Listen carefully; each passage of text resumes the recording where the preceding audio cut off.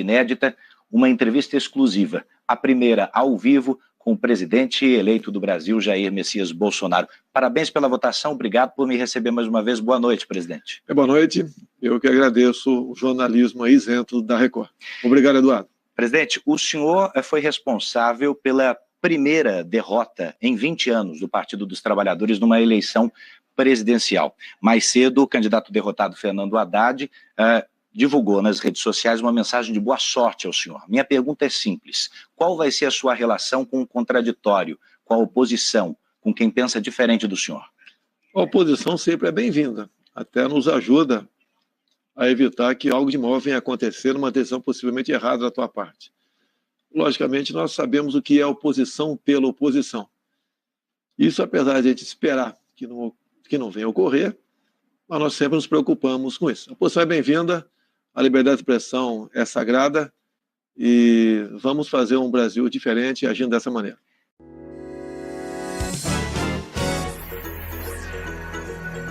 Nessa esteira, é claro que a sua votação foi expressiva, 58 milhões de votos, mas se a gente fizer uma conta rápida e perceber os 45 milhões que foram para o seu adversário, e mais aquelas pessoas que foram à urna, mas não escolheram o senhor como opção, brancos, nulos, as próprias abstenções, o senhor tem um recado importante do eleitor também, numa certa descrença na política tradicional. Como é que o senhor pretende conquistar essas pessoas?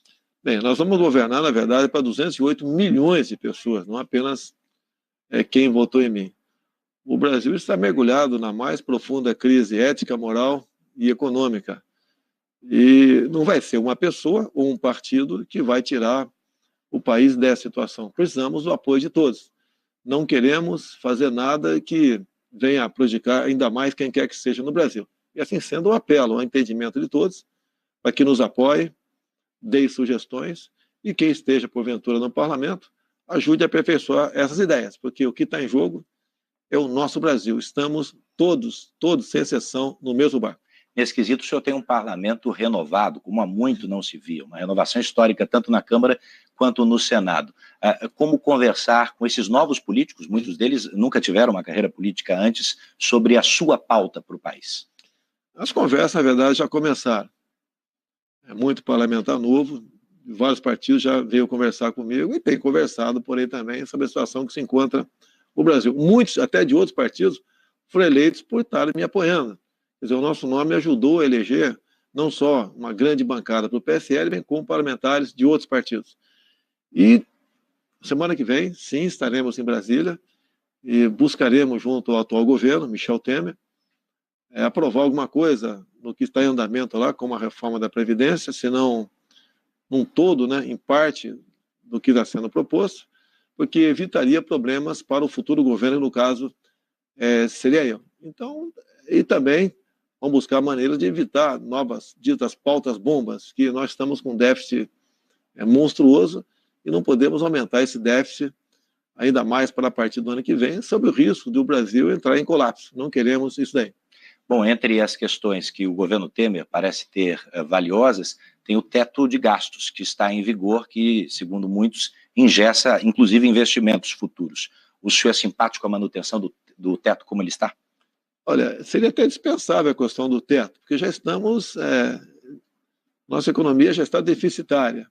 Então não adianta você, por exemplo, querer revogar a emenda constitucional do teto, porque você não tem como investir mais no Brasil. O teto, no meu entender, é importante, e se puder ser aperfeiçoado, será bem-vindo. Agora, na verdade, nós precisamos destravar a economia do Brasil. Nós devemos desburocratizar, desregulamentar, buscar maneiras que os investidores, os empreendedores, os patrões, os empresários, os comerciantes tenham meios de empregar gente sem tanta burocracia, porque somente dessa forma você pode movimentar a nossa economia. Outras medidas se farão presentes. Se você, por exemplo, tiver um bom resultado no começo na questão da segurança, por si só a economia é ajudada nesse setor também. No seu discurso ontem, o senhor disse que o Estado precisa dar um passo atrás, precisa diminuir de tamanho. Como o senhor pretende fazer isso? Como olhar para a esplanada dos ministérios a partir do dia 1º de janeiro e realocar, fundir secretarias, diminuir o tamanho do Estado? Você tem que dar o exemplo para você poder cobrar alguma coisa. Hoje em dia, você perguntar para qualquer um do povo, com todo respeito, até você, dificilmente você vai dar o nome de 8 ministros. Você não os conhece.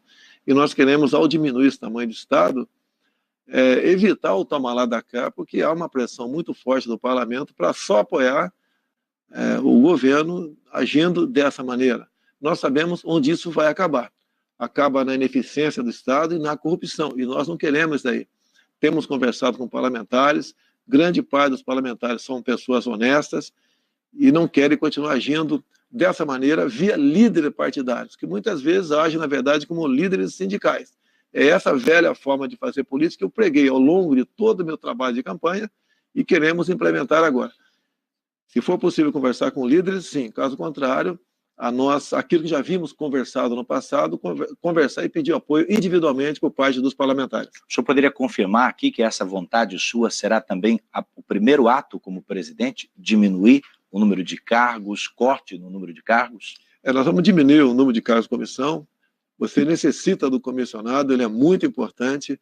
Eu, ao longo de 28 anos de deputado, sempre trabalhei com comissionados em Brasília. Você bem escolhendo, realmente você tem sucesso lá na frente. Então, diminuir o número de ministérios, diminuindo cargos em comissão, a questão do cartão corporativo tem que existir.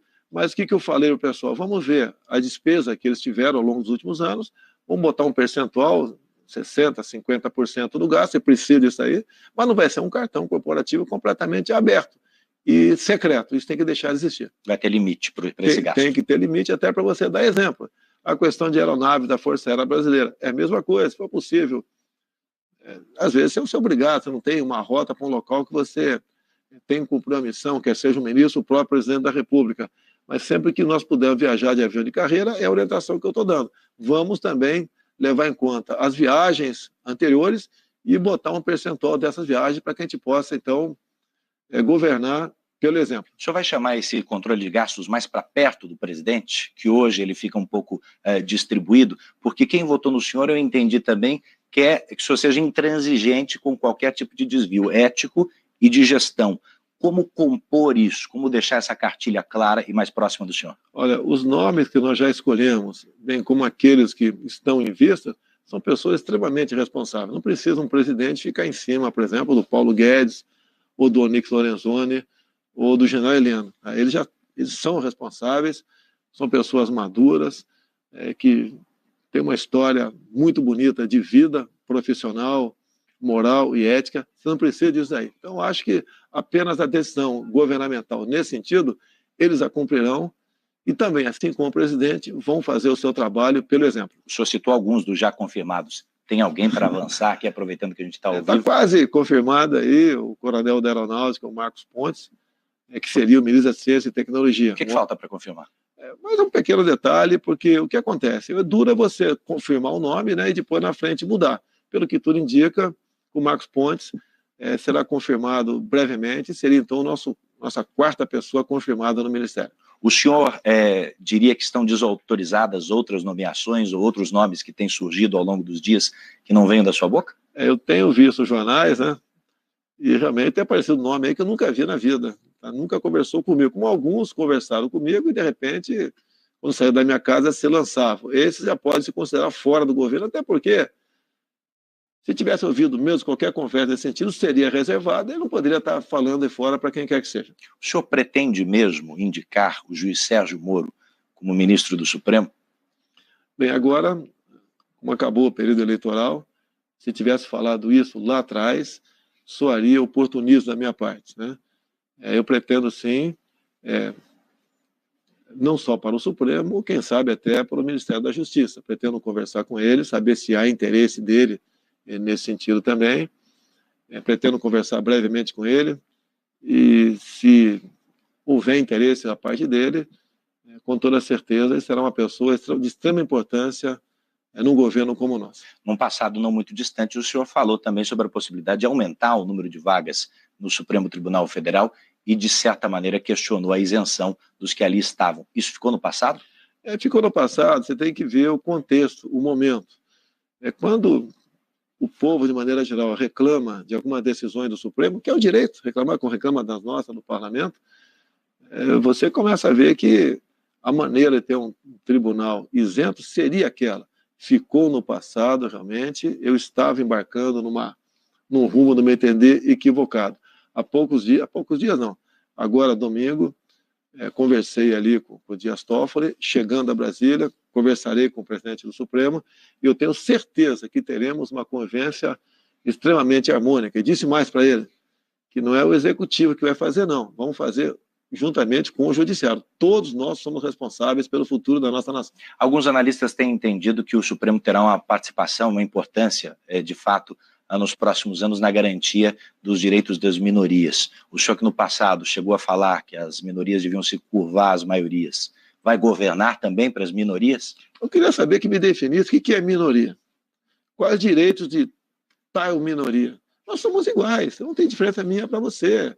Não interessa essa cor da pele, opção sexual, região que você nasceu, gênero, somos iguais, como está no próprio artigo 5º na Constituição.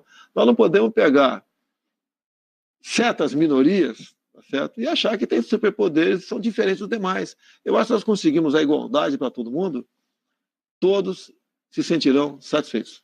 O senhor recebeu uma bateria de telefonemas desde ontem, acho que eram 7h17 da noite, quando o senhor foi confirmado de fato eleito. Acho que a primeira ligação foi do presidente da Colômbia. Sim.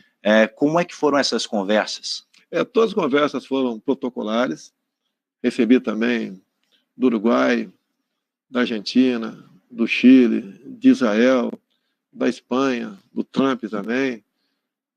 Foram conversas todas protocolares. Obviamente, eu estou muito feliz porque, apesar de protocolares, houve uma certa demonstração que nós podemos caminhar juntos com esses países para o bem dos nossos povos. Paulo Guedes, seu principal assessor econômico, futuro ministro, disse ontem que Mercosul não é prioridade. O senhor concorda com ele? Qual é o seu aceno para os nossos irmãos de fronteira? Paulo Guedes foi até além, né? Está vendo como tem algo em comum com o presidente? Porque ele se soltou. E eu vejo que ele é uma pessoa que tem no peito essa vontade de fazer pelo Brasil, não ficar no politicamente correto. O Mercosul tem sua importância, sim, mas está super valorizado, no meu entender. Foi muito bem gestado lá atrás, depois, no governo do PT, a questão ideológica passou a falar mais alto. Então, o Paulo Guedes foi muito bem nesse sentido, ninguém quer implodir o Mercosul, mas nós queremos dar a devida estatura para ele. Até, sem citar país aqui, para não criarmos problemas, já que eu sou o presidente eleito, né, teve país que burlava a questão de fazer comércio, outros, né, sem respeitar as cláusulas do Mercosul. E o Brasil, como o PT estava governando, dava essa liberdade total. Então, o que nós queremos, a ideia do Paulo Guedes, é minha também, nos livrarmos de algumas amarras do Mercosul. Você pode ver, até pela cláusula democrática, nunca a Venezuela poderia ter entrado no Mercosul. E agora, mesmo dentro, vamos supor que nada de errado tivesse acontecido no passado, pelas cláusulas democráticas, a Venezuela não deveria mais participar do Mercosul também. Venezuela fez parte da pauta da conversa com o presidente da Colômbia, por exemplo? Alguma coisa no sentido de... Foram conversas protocolares, tive conversa com outras autoridades de vários países, entrou assunto Venezuela e pede ali que o Brasil participe de uma forma ou de outra para solucionar esse problema. Afinal de contas, são cidadãos, são nossos irmãos que estão passando seríssima dificuldade com a ditadura de Maduro. Mas há alguma ação no regime venezuelano? Da nossa parte, não existe isso daí. O Brasil sempre vai buscar a via pacífica para resolver esses problemas. Se nós tivéssemos feito a lição de casa, lá no governo do PT lá atrás, mas sabíamos que o PT não faria essa lição de casa, eu acho que a questão Venezuela poderia ter sido resolvida. Deixa seu like, se inscreva e ative as notificações. Até a próxima!